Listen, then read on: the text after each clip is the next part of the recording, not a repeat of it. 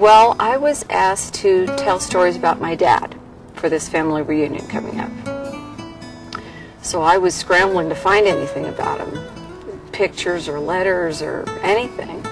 And I found this old box of memories I had. I remember I got it from my mom when she cleaned out her house, but I had never been through it. So I started looking through that, and Mary saw this picture of Dad holding me on a horse, and she got really interested in Grandpa. He died 2 weeks before she was born, and she didn't even really know anything about it. And I don't know, I guess Dad really never talked about his childhood to us either. He was very quiet about it. So I wanted to know more about him too. I mean, we knew that he took over the family farm when his dad got sick, and he got drafted in '42. I have a family who is very photogenic. I'll sit at work and try to dream up ways where I can sneak up on the boys and take pictures and see what happens.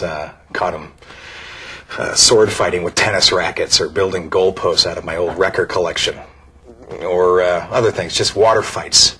You know, just fun stuff like that, stuff you never want to forget.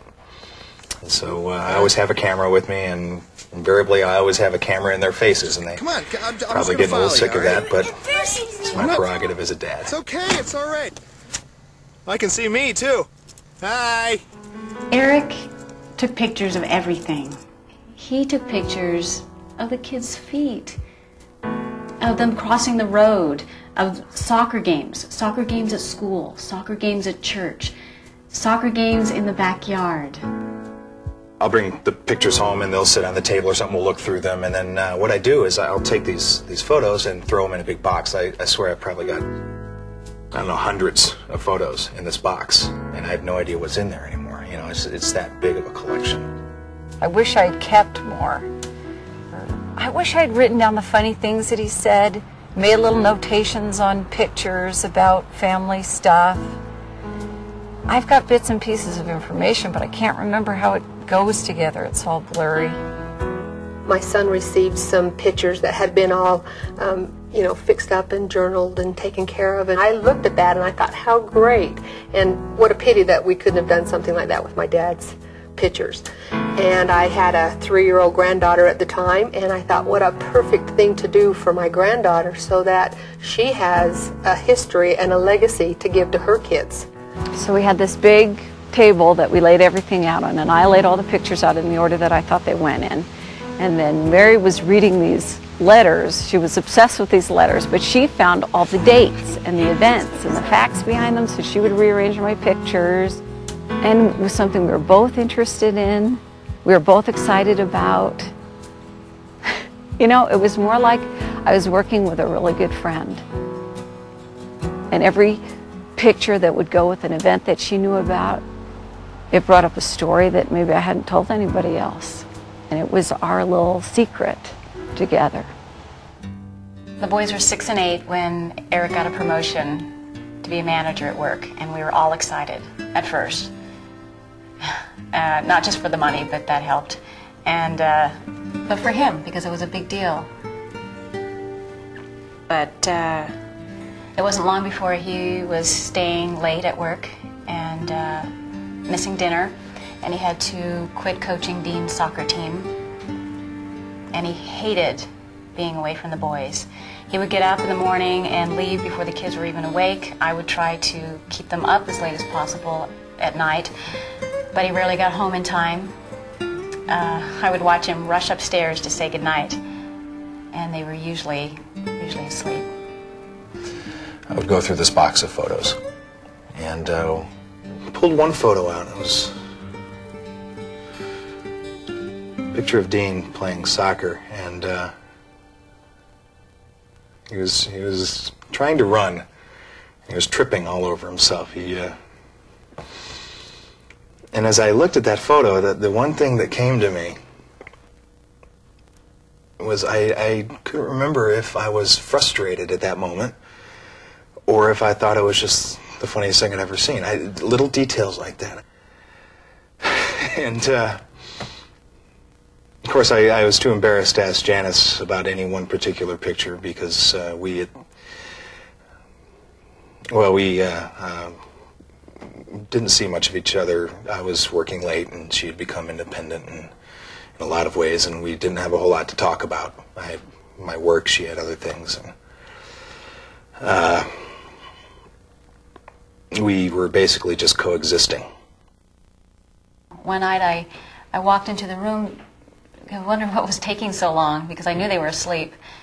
And Eric was tugging at Mark's sheets, just fixing the sheets, and tucked his little feet under the covers. And he was just leaning over, staring at him. Mary was so excited. She pieced together this story. You know, she wanted to know about how Grandpa and Grandma got together and proposals and everything. And we figured out that Grandpa had proposed to Grandma like a month before the war, but then he was drafted, so they couldn't get married. And she found out that Dad had came home on a 3-week leave, and that's when they got married.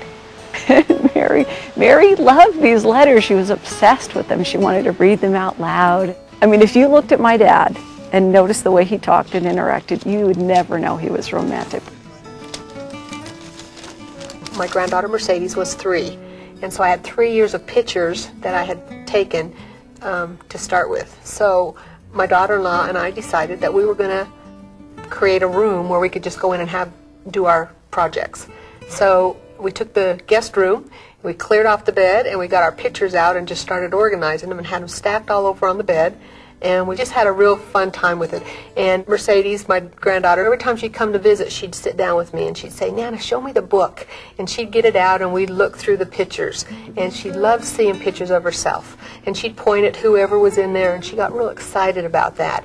And the one picture she liked the most is of her and I, and she had a little tutu on that she got for Christmas. And in the picture we're both cheek to cheek and our eyes are closed. And so every time she would look through the book and see that picture, she'd put her cheek next to mine and we'd smile.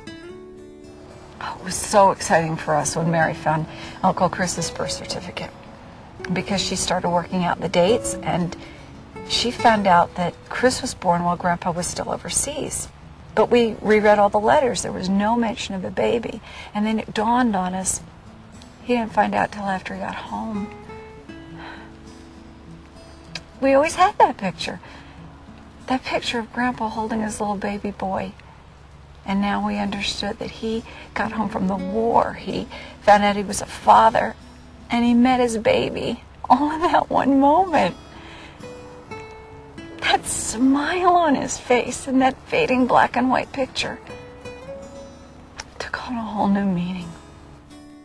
So one night I was thinking about him, and I had said goodnight to the kids, and I had to put something away in Eric's closet. And there was the box of Eric's photographs, all the pictures he had taken. And I thought, well, maybe I could put these together somehow. Maybe add some of the art projects that I had kept and put something together. I don't know, I didn't know whether it would work, but I thought maybe this will help him. I didn't even know whether to include just the boys' lives or to include all of us as a family. But I didn't think that I could just represent the boys' lives without us. All these pictures, pictures at the hospital, baby's first food, Dean's first day at preschool, holding his little lunchbox, raring to go. You know, just Mark's play he was in. I'd totally forgotten about that. Dean was in a Christmas program where he kicked over a singing elf.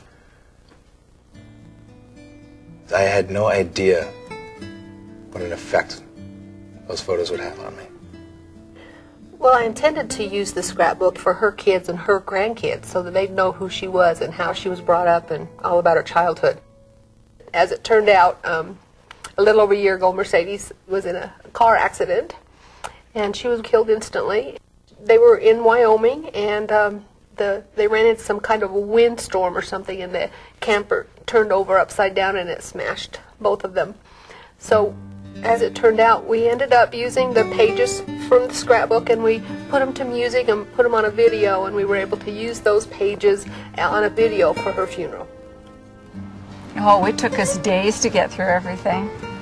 But it wasn't long before Mary got a sense of belonging to her grandfather. And he was real to her. He came alive to her. She was so sweet. She was looking at his pictures and she says, Mom, I really miss Grandpa. I love him.